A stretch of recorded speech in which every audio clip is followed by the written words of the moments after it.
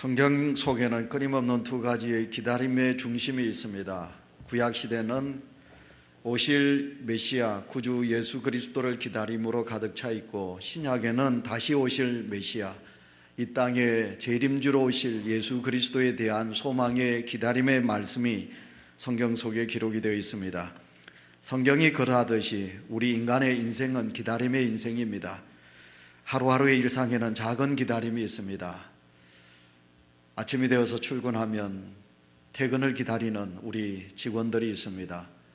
5시, 6시 되면 우리 중공업의 정문 앞에 보시면 수없이 많은 오토바이를 탄 참 힘들게 하루를 종사하고 애쓴 우리 장로님, 집사님, 또 많은 아들들이 이제 행렬을 속에서 집을 향하여 달려가고자 기다리고 있는 모습을 보게 됩니다.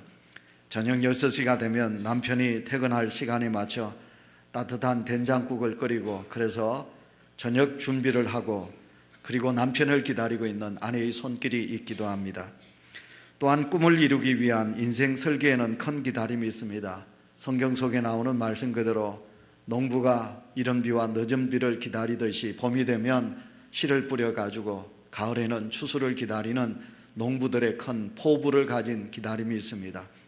우리의 자녀들이 밤잠을 설쳐가면서 열심히 공부를 했습니다. 좋은 성적을 얻어 좋은 대학에 가고, 그래서 좋은 곳에 취직되어서 내 부모에게 기쁨을 주고 내 인생을 아름답게 설계하며 살아가리라, 그렇게 내일에 대한 포부를 가지고 기다리면서 공부하는 우리 학생들의 기다림이 있습니다.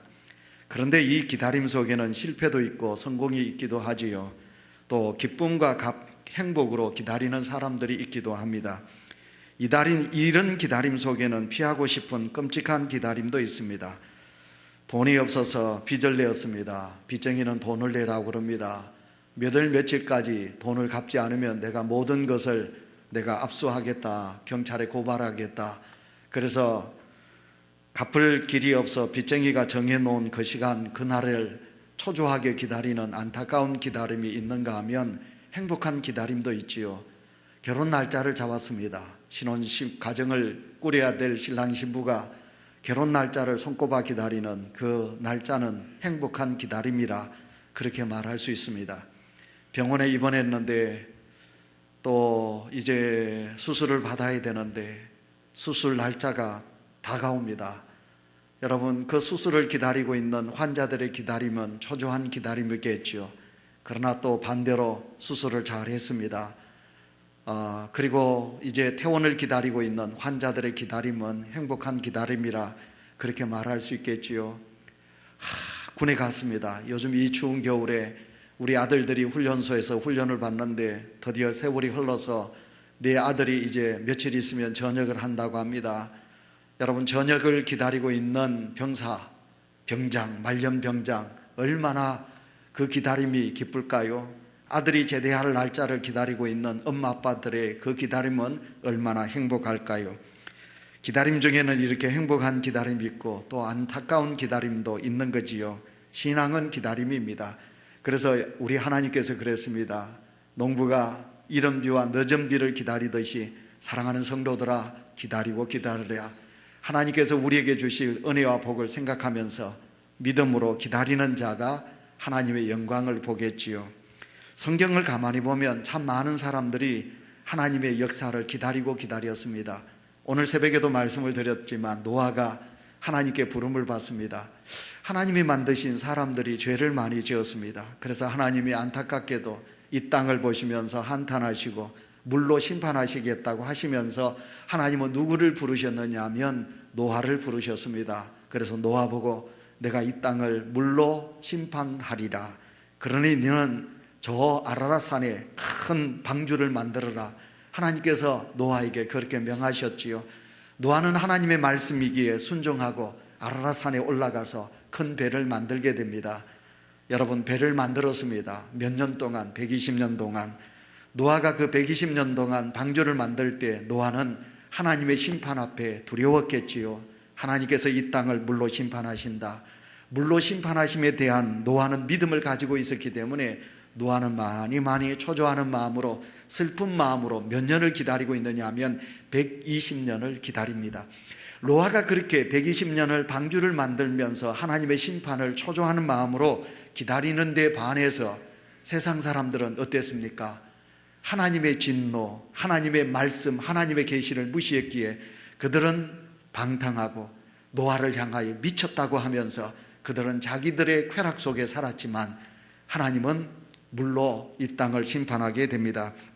초조하게 기다렸던 노아에게는 구원의 역사가 임하게 되지만 하나님의 역사를 비웃었던 세상 사람들은 다 멸망받게 되는 것을 보게 됩니다. 하나님은 이스라엘 민족으로 통하여 독생자 예수 그리스도를 이 땅에 주시기로 지난 시간에 메시아의 축복에 대한 말씀을 제가 여러분에게 전했는데, 아브라함의 후손으로 통하여 하나님은 구세주를 주시겠다고 약속하셨지요. 그래서 하나님은 아브라함을 부르십니다. 아브라함에게, 아브라함아, 내가 너로 큰 민족을 이루게 하겠다. 내가 너로 복의 근원이 되게 하겠다. 내가 너의 복의 근원이 되게 할지니라. 그렇게 하나님께서 아브라함을 불러주셨습니다. 그가 하나님의 부름을 받았습니다. 하나님은 아브라함에게 분명히 하늘의 별처럼 바다의 모래알처럼 많은 후손을, 큰 민족을 주시겠다고 하셨습니다. 그러나 세월이 흘렀습니다. 25년을 아브라함은 기다렸습니다. 아브라함이 25년을 기다렸더니 하나님께서 아브라함에게 약속의 씨로 한 아들을 주십니다. 그 아들이 바로 이삭이라는 아들입니다. 그러나 하나님은 아브라함에게 큰 민족을 이루겠다고 하셨는데, 여러분, 그 큰 민족은 드디어 여러분 이삭의 후손 야곱의 가족들이 고센 땅 애굽 땅에 내려가서 그곳에서 400년의 세월이 흐른 다음에야 드디어 하나님께서 아브라함에게 약속해 주셨던 그대로 큰 민족을 이루게 되는 역사가 있게 되는 것을 보게 됩니다. 큰 민족을 이루었던 이스라엘 민족, 하나님은 이 이스라엘 민족을 가나안 땅으로 인도하시기를 원하십니다. 그래서 하나님은 모세를 부르시지요. 그래서 모세가 하나님께 부름을 받습니다. 그래서 이스라엘 민족을 이끌고 가나안 땅을 향하여 갑니다. 그러나 그 가나안은 가까이 있는 것 같았지만 하나님의 백성 이스라엘 백성들에게 그 가나안은 먼 기다림의 시간들이었습니다. 그래서 하나님은 이스라엘 백성들에게 단번에 가나안 땅을 주시지 않습니다. 40년의 기다림 속에 40년의 세월이 흐른 다음에야 하나님은 이스라엘 백성들에게 가나안 땅을 허락하시는 것을 보게 됩니다. 다윗이 하나님의 부름을 받습니다. 사무엘이 그 다윗을 불러서 머리에 기름을 붓습니다.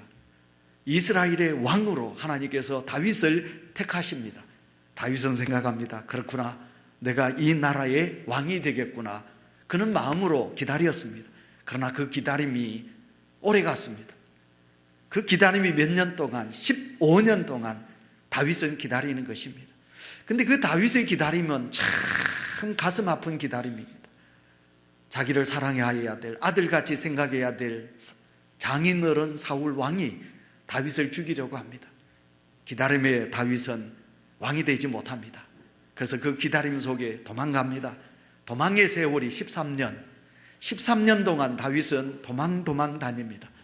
그러나 그 도망 세월 속에 다윗은 더욱더 하나님을 의지합니다. 여호와는 나의 방패가 되시고 여호와는 나의 머리가 되시고 여호와는 나의 요새가 되셔서 여호와는 나를 들어 구원으로 인도할 것을 다윗은 믿습니다. 고난 속에 다윗은 절망하지 아니하고 하나님을 더 의지하며 하나님께 나아가게 됩니다. 15년의 기다림 속에 드디어 다윗은 이스라엘의 2대 왕이 되는 것을 보게 됩니다. 문제는 오늘도 믿음의 성도가 기다림 속에 사는데 그 기다림이 지루하다는 것입니다. 다윗과 같은 고난이 우리에게 너무 많이 찾아온다는 것입니다. 그래서 그 기다림에 지쳐서 하나님을 원망하기도 하고 하나님을 슬프게 하기도 하고 이 땅에서 하나님 앞에 믿음 없는 행위를 나타내기도 하는 것입니다. 베드로후서 4장 8절 9절을 보시면, 사랑하는 자들아, 주께는 하루가 천년 같고 천년이 하루 같다는 이 한 가지 사실을 잊지 말라. 주의 약속은 어떤 이들이 더디다고 생각하는 것 같이 더딘 것이 아니라 오직 주께서는 너희를 대하여 오래 사무사 아무도 멸망하지 아니하고 다 회개하기에 이르기를 원하시느니라. 아멘. 베드로가 이 말씀을 하실 때, 설 때 어떻습니까? 그때 당시 기독교인들에게 주어진 것은 기쁨 아닙니다. 평안이 아닙니다. 부귀영화가 아닙니다. 베드로가 이 베드로후서 전후서를 쓸 때 그때 이 기독교인들에게 찾아온 것은 박해입니다. 그 기다림의 시간 속에 그들이 언제 죽을지 모르는 죽음에 대한 두려움이 그들에게 있었습니다. 그래서 하나님은 베드로로 통하여 초대교회 성도들에게 하루가 천년 같고 천년이 하루 같다. 근데 하나님이 기다리신다. 하나님이 기다리신다. 만 백성이 다 회개하고 하나님께로 돌아오기를 하나님은 기다리신다. 오늘도 우리의 기다림은 있지만 반대로 하나님은 이 땅에 만 백성들이 회개하고 하나님의 품에 돌아오기를 기다리시는 하나님이심을 우리에게 말씀하고 있습니다. 이 기다림을 통해서 성도가 배워야 할 것이 있다면 그것은 내가 오늘 하나님의 은혜와 복을 기다리듯이 하나님은 오늘도 이 땅의 만민들이 회개하고 하나님께로 돌아오기를 기다리시는 하나님의 기다리심이 있다는 사실을 우리는 생각하셔야 합니다. 우리가 지금 지키고 있는 대림절, 대강절은 단순한 기다림의 의미도 있지만 우리를 위해서 참고 기다리시는 하나님의 기다림의 마음이 있다는 사실을 우리는 배우는 기간이라고 말할 수 있습니다. 스미스라는 교수가 쓴 책 속에 보시면 사람이 살아가면서 이 세상에 4가지 가장 소중한 것이 있다고 말하지요. 그 책 속에는 4가지 소중한 것이 있는데 그게 뭐냐? 첫째, 늘 많이 들어보셨던 말씀이니까 여러분 잘 아실 것이에요. 스미스 교수는 가장 소중한 것이 첫째가 뭐냐면 그것은 사람은 자기 자신이 가장 소중하다. 자기 자신이 소중하다. 이것을 알아야 한다. 예수 그리스도를 믿는 성도는 제가 누누이 말씀드렸지요. 하나님 아들 예수 그리스도가 왜 이 땅에 오셨느냐? 나를 위하여 오셨다. 나를 구원하시기 위하여, 나를 살리시기 위하여, 나를 위하여 하나님은 예수 그리스도를 이 땅에 보내주셨다. 그러니 내가 있어야 이 땅에 있는 거지요. 내가 있어야 우리 온유교회가 있는 것이고, 내가 있어야 우리 가정도 있는 것이고, 내가 있어야 이 세상 만물이 있는 거잖아요. 내가 없는 이 세상 뭐가 소용 있나요? 그러니 나를 소중하게 여기는 거지요. 내가 소중한 것이다. 내가 소중한 것이다. 하나님은 나를 이렇게 소중하게 여기신다. 근데 이게 너무 이제 지나치니까 자기밖에 모르는 이기주의에 빠지는 거지요. 어쨌든 내가 소중한 것을 아는 것이 가장 진리 중에 진리고요. 그 다음에 두 번째가 뭐냐면 내가 소중한 것이기에 내가 가지고 있는 것이 소중한 것이다. 그렇게 말씀해요. 내가 오늘 이 시간 내 손에 어떤 소중한 것을 가지고 있느냐? 하나님께서는 호렙산에서 모세를 부르실 때 모세에게 모세야 네 손에 가진 것이 무엇이냐? 하나님께서 모세에게 물으십니다. 모세에게 들려진 것은 손에 잡힌 것은 지팡이라는 거예요. 하나님은 그 모세로 통하여 네 지팡이를 가졌느냐? 그럼 그 지팡이를 가지고 내 백성을 인도하라. 그 지팡이를 가지고 내 백성을 인도하라. 하나님께서는 그렇게 말씀하지요. 예, 오늘 이 시간 이 세상에서 가장 소중한 것은 난데 그러면 나는 소중한 내가 이 시간 무엇을 내 손에 잡고 있느냐 말이에요. 자식을 잡고 있나요? 돈을 잡고 있나요? 명예를 잡고 있나요? 세상에 쾌락을 가지고 있으신가요? 그러나 스미스 교수는 우리에게 말하고 있는 것은 뭐냐면 내가 가지고 있는 내 손에 잡은 것이 뭐냐? 세상이 아니라는 거예요. 내 손에 잡고 있는 것은 예수 그리스도이시다. 예수 그리스도가 이 세상에서 가장 소중한 것이다. 내가 이 소중한 예수 그리스도를 내가 붙잡고 있는 것이다. 그렇게 믿어야 된다는 거예요. 그 다음에 세 번째, 스미스 교수가 우리에게 말하지요. 그러면 그 소중한 것을 위하여 버릴 수 있느냐? 소중한 것을 위하여 정리할 수 있느냐? 소중한 것을 위하여 희생할 수 있느냐? 예, 예수 그리스도를 믿는 성도는 내가 가지고 있는 소중한 것 예수 그리스도이기 때문에 그 예수 그리스도를 위하여 놓아줄 수도 있어야 되고, 예수 그리스도 때문에 내가 정리할 수 있어야 되고, 예수 그리스도 때문에 내가 어떻게 돼야 돼요? 희생할 수 있어야 된다는 거죠. 그 다음에 네 번째로 그 소중한 것을 위하여 폭을 넓혀라, 지역을 넓혀라, 시야를 넓혀라, 그렇게 말씀하고 있어요. 그래서 예수 그리스도를 믿는 자는 가정만 보는 게 아니지요. 나만 보는 것이 아니지요. 예수 그리스도를 믿는 성도는 내가 소중하고 내가 잡고 있는 예수가 소중하기 때문에 예수 때문에 어떻게 해요? 세상을 보는 것이요. 세상을 향하여 눈을 넓혀 보는 거지요. 내 자식을 키워도 예수 때문에 세상에 넓게 크게 내 자식을 서이게 만들어가는 거지요. 부모 위하고 내 아내 위하고 자식 위하고 그것만 위하여 내 자식이 성장하는 것은 그건 아니라는 거지요. 내가 그렇게 공부시켜서 잘 키웠으면 세상에 예수 그리스도를 위하여 그렇게 크게 쓰임받을 수 있는 믿음의 대들보의 자식으로 만들어야지요. 그래서 소중하면 시야를 넓혀야 된다, 그렇게 말씀하고 있습니다.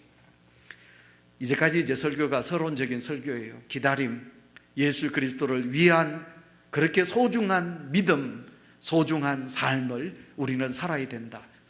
자, 대림절 네 번째 주일을 맞는 사랑하는 온유교회 가족 여러분, 지금부터 2000년 전 예수는 이 땅에 오셨어요. 예수를 기다렸던 많은 사람들, 우리 주님을 만나지 못하고 죽어갔던 사람들이 인류 역사에 얼마나 많이 있었겠나요? 근데 그 옛날 2000년 전 예수님은 이 땅에 오셨어요. 예수님이 이 땅에 오십니다. 하나님께서 이 땅을 보시고 내가 너희들을 위하여 구세주 내 아들 독생자 예수 그리스도를 내가 이 땅에 너희들에게 보낸다. 예수가 이 땅에 오신다. 예수님이 이 땅에 오신다. 예수 그리스도, 구주 예수 그리스도가 이 땅에 탄생할 것을 알리게 하시기 위하여 하나님은 하나님의 나팔수를 찾고 계시는 거예요. 예수가 탄생하십니다. 목사님, 누구 집에 아기가 났어요. 누가요 임신을 했대요. 권사님의 가정의 딸이요 내일 결혼한대요. 기쁨의 소식을 저에게 누군가가 알려준다면 그분은 참 소중한 분이지요. 기쁨의 소식을 알리는 자, 여러분 복된 소식 복음 아닙니까? 하나님께서 이 땅에 독생자 예수 구주 예수 그리스도를 이 땅에 주시는데 기다렸던 많은 사람, 그 많은 사람들 지금도 기다리고 있는데 그들에게 구주 예수 그리스도를 전파할 누군가를 찾고 있어요. 그 누군가가 누군가요? 정치인들인가요? 왕인가요? 황제인가요? 아닙니다. 종교 지도자들 죄송하지만 아닙니다.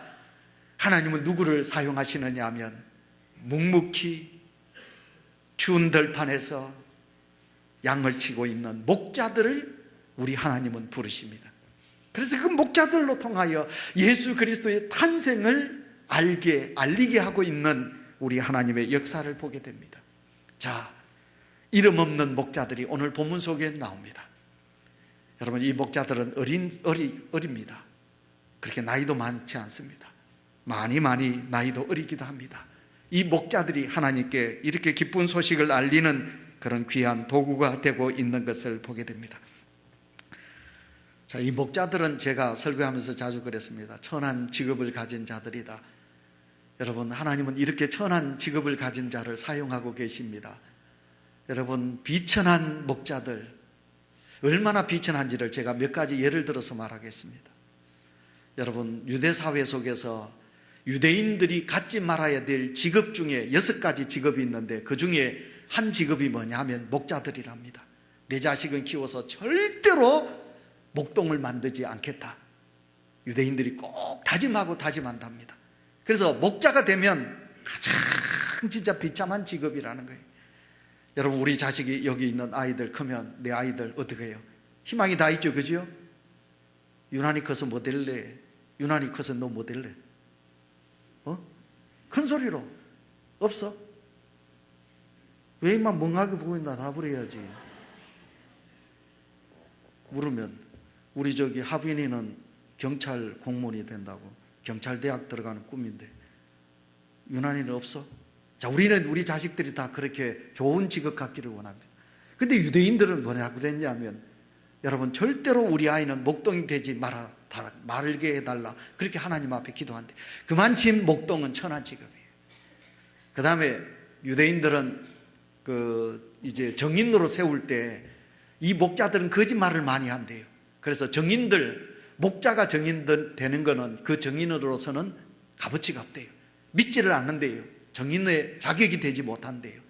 그 다음에 이 목자들은 물건을 팔고 사야 되는데 이 목자들의 물건 파고 사는 것은 절대로 용납하지 않는데, 목자들이 파는 것은 사람들이 거들떠보지를 않는다.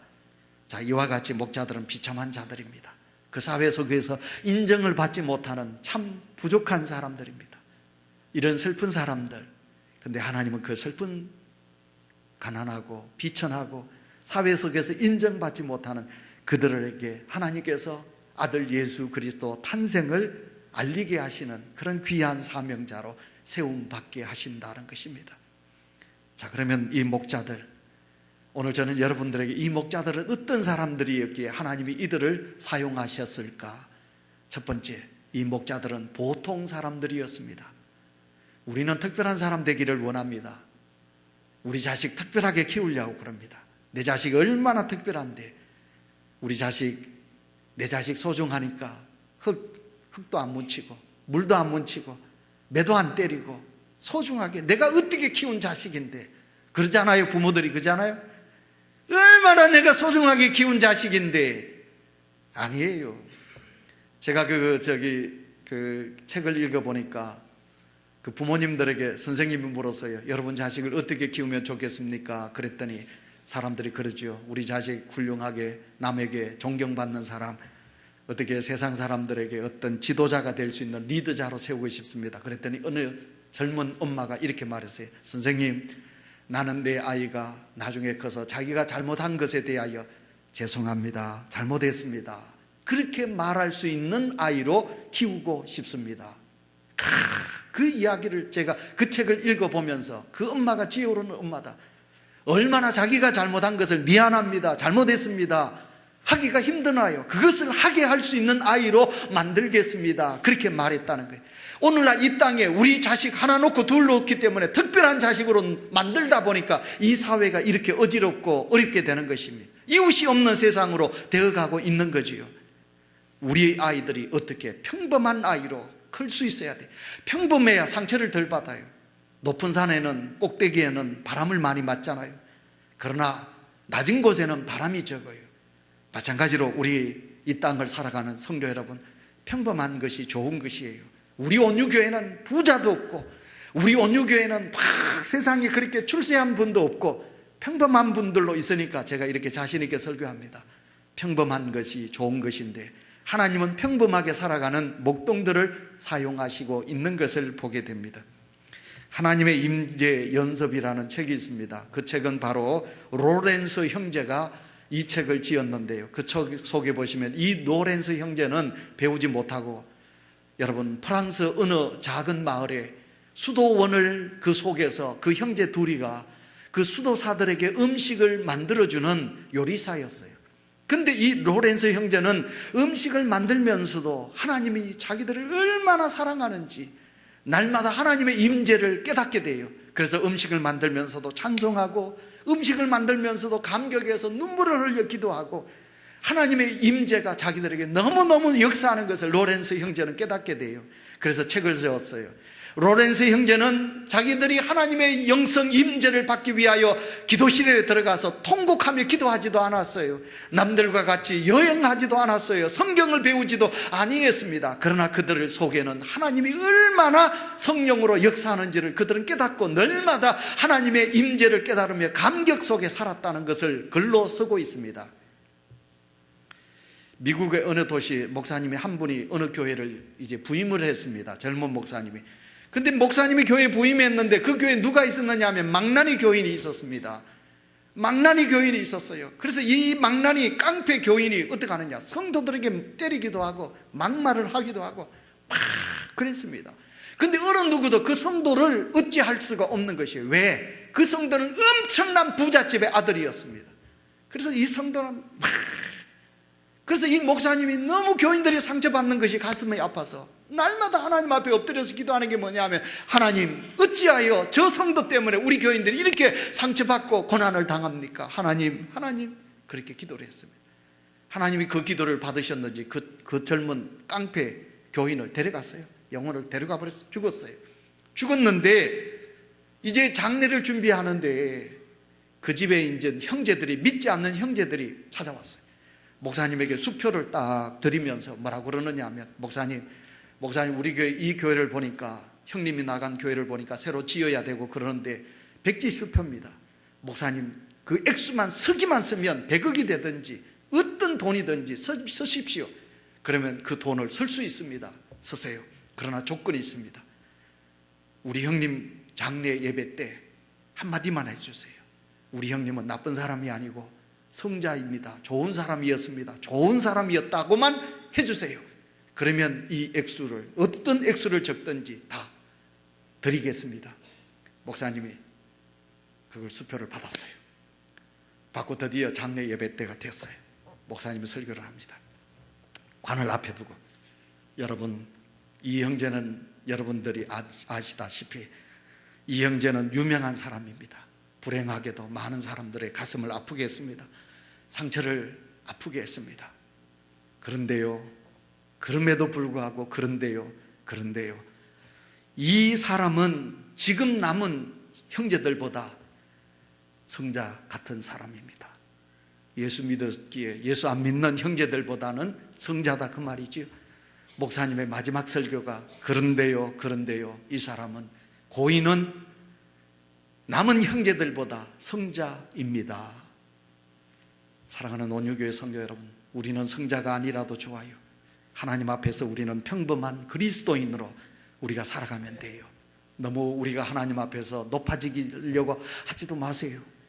우리가 하나님 앞에서 내 이름 드러내려고 하지도 마시고, 여러분, 어떻게 세상의 지위와 같이 하나님 안에서 내가 높아지려고 하는 그런 마음도 우리는 가지지 마세요.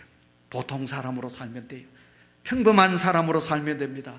우리 교회에서, 가정에서, 직장에서, 우리가 살고 있는 이 땅에서 우리는 주어진 삶 속에 평범하게 살아가는 사람이 되면 됩니다. 사복음서에 다 나오는 기적 중에 기적, 오병의 기적이 요한복음 6장에 보시면, 여러분, 그 기적은 어린 소년이 바친 물고기 2마리, 보리떡 5개, 그 물고기 2마리, 보리떡 5개, 그것을 가지고 우리 주님이 축사하시자 5,000명이 먹고도 남는 기적의 역사가 일어났어요. 우리 주님은 바로 그 어린 소년을 사용하고 계시는 것을 보게 됩니다. 작은 자리, 그늘진 자리, 보이지 않는 자리, 구석진 자리에서 평범하게 내게 준 사명을 감당하며 살아가면 오늘도 우리는 하나님의 기쁨의 도구가 될 수 있음을 믿습니다. 그 다음에 두 번째, 목자들은 성실한 사람들이었습니다. 성경 8절을 보시면 목자들이 밖에서 밤에 자기 양떼를 지키더니, 언제라고 그랬습니까? 때가 밤이라고 그랬습니다. 밤에 잠을 자야 될 시간에 자지 않고 양떼를 지켰더라. 양들을 보호하는 성실한 목동들의 모습이 나오고 있습니다. 온유교회 성도 여러분, 여러분은 언제 정직하신가요? 사람이 볼 때 정직한가요? 누가 인정할 때 여러분 성실한가요? 사장이 보고 있고 감독이 보고 있고 그럴 때 여러분 일하는 척 하신가요? 그러나 그 사람들이 보이지 않으려 할 때 여러분 혹시 부정직한가요? 요령을 피우시는가요? 숨으시는가요? 낮잠을 잠으시는가요? 어떡한가요? 우리가 살아가는 우리의 가정과 내 자신에 대해서도, 그리고 가정에 대해서도, 교회에서도, 우리의 삶 속에서도, 사회 속에서도 우리는 누가 뭐래도 성실한 자로 우리는 살아가셔야 되겠죠. 이렇게 설교하면 우리들 중에 성실한 성도도 많이 계시고요, 또 그렇지 못한 부정직한 성도들도 우리 속에는 많이 있겠지요. 우리 중에는 성실한 성도가 있습니다. 새벽 4시만 되면 하나님 제단에 제일 먼저 나와서 주의 종들이 나오기 전에 벌써 기도실에 불을 밝히고 음악을 틀고 목회자의 목을 위해서 음료수를 준비하고 매일 하루도 빠짐없이 하나님의 제단을 지키는 하나님의 여종들이 있어요. 모든 성도들이 버리고 그냥 버리는 쓰레기통이 우리 교회에 얼마나 많이 있는가요? 그 많은 쓰레기통, 한 주의 쓰레기통에 그 쓰레기가 얼마나 넘쳐나는데, 그 모든 것을 누가 보든 말든 그 쓰레기를 치워주는 아름다운 믿음의 권속이 이 제단에 있기에, 여러분, 여름이 되면 우리 지하실에 습기로 가득 차요. 그 습기로 인하여 우리는 예배실에 들어갈 수도 없고 탁구장에서 탁구를 칠 수도 없어요. 여러분, 그 제습기가 돌아갑니다.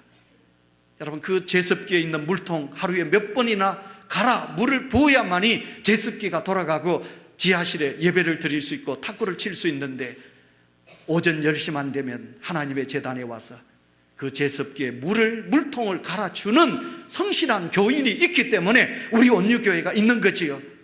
이지양 목사, 앞장서서 일하는 장로님들도 소중한 분들이지만 보이지 않게 성실한 자리에서 일하는, 묵묵하게 일하는 분들이 있기 때문에 하나님의 역사가 오늘도 이루어지고 있는 거지요. 따라서 우리가 대림절을 지키는 이유가 무엇인가요? 종말론적인 신앙이 아닙니까? 이 땅에 오실 예수 그리스도, 다시 재림주로 오실 그분을 기다리는 믿음이 오늘 우리 속에 있는 거지요. 그래서 우리가 성탄절을 기다리는 믿음으로 다시 오실 예수 그리스도를 기다리는데, 그 예수 그리스도가 이 땅에 분명히 심판주로 오신다는 거지요. 그러면 그 예수 그리스도를 내가 만나야 되는데, 높은 자리에 있는 자들로 만나는 것이 아니라 이 땅에서 가장 평범하고 가장 낮은 자리에서 성실하게 내게 준 달란트, 한 달란트라도 좋으니까 그 달란트에 최선을 다하여 열심히 성실하게 일하는 일꾼들에게 하나님은 오시는 거지요. 바로 그렇게 기다렸던 사람들이 목동이었다고 말할 수 있습니다. 따라 그러므로 여러분 마지막 이 목자들의 기다림은 믿음의 기다림이라는 말입니다. 사랑하는 성도 여러분, 믿음이라는 것은 얼마나 소중한 건지 모릅니다. 그 믿음은 하나님을 믿는 믿음이지요. 메시아 구세주, 그 예수 그리스도는 분명히 이 땅에 오실 것을 믿고 기다렸던 바로 목자들, 하나님께서는 그 목자들의 믿음을 보시고 그들에게 놀라운 하나님의 역사를 안겨주고 계시는 것을 보게 됩니다. 통계학적으로 엥겔지수라는 게 있습니다. 엥겔지수, 성도 여러분 들어보셨나요? 여러분, 이 엥겔지수라는 말은 뭐냐면 가정이나 사회 또 국가 공동체가 수입이 있습니다. 그 수입 중에 지출을 합니다. 그 지출이 뭐냐? 근데 그 지출 중에 가장 많은 퍼센트를 사용하는 것인데, 그 지출이 뭐냐면 먹는 거라는 거예요. 먹는 것에 가장 지출을 높으면 엥겔지수가 높아지는 거지요. 예를 들다고 말합시다. 한 달에 수입이 100만 원인데 먹는 곳에 수입이 지출이 만약 50만 원 지출이 된다고 해보세요. 그 사람은 엥겔지수가 높아요. 그러면 엥겔지수가 이렇게 높으면 그 사람은 후진국이라는 거예요. 나라도 후진국이고 가정도 그 사람은 후진. 근데 엥겔지수가 낮을수록 그 사람은 선진국에 속한다는 거지. 이걸 우리가 영적으로 바꾸어 말하면, 내가 예수 그리스도를 믿습니다. 내 육적인 삶을 위하여 살아가면 그것은 영적으로 엥겔지수가 높다는 거예요. 한번 보세요. 내 먹는 거, 내 가정의 평안, 내 자식 키우는 거, 내 옷 사입고 내 꾸미는데, 이런데 모든 것을 투자하면 영적으로 엥겔지수가 높다는 거예요. 그 사람 믿음 없는 거예요. 그러나 나는 아니에요. 내가 하나님께 받은 은혜가 너무 크기에 나는 아니에요, 주여. 내가 주께 받은 것이 이렇게 많은데 주여, 내가 더 주를 위하여 쓰겠습니다. 내가 더 주를 위하여 일하겠습니다. 내가 더 주를 위하여 살겠습니다. 엥겔지수가 낮아지는 거예요. 나는 적으니까. 내가 적으니까 엥겔지수가 낮아져. 주는 높아져. 그러면 엥겔지수가 낮아지면 그 사람을 가리켜서 우리는 영적으로 믿음 있는 성도라 말하는 것이죠. 우리 주님의 탄생을 한 주 앞두고 있는 사랑하는 온유교회 성도 여러분, 기다리고 기다렸던 많은 백성들에게 예수 그리스도 구주의 탄생을 선포하는 목자들의 아름다운 찬양의 소리를 오늘 우리는 본문 속에서 보았습니다. 오늘도 우리 하나님께서는 이 목자들을 이렇게 사용하십니다. 믿음 있고 평범하고 성실하고, 그래서 하나님은 그들을 사용하십니다. 여러분, 하나님은 그렇게 큰 자를 사용하지 않으셨습니다. 오늘도 이 땅에서 목자들과 같은 믿음을 가진 여러분을 사용하고 계실 줄 믿습니다. 그 주님에게 크게 쓰임받는 우리 온유 가족들이 되시기를 축원합니다. 주여 감사합니다.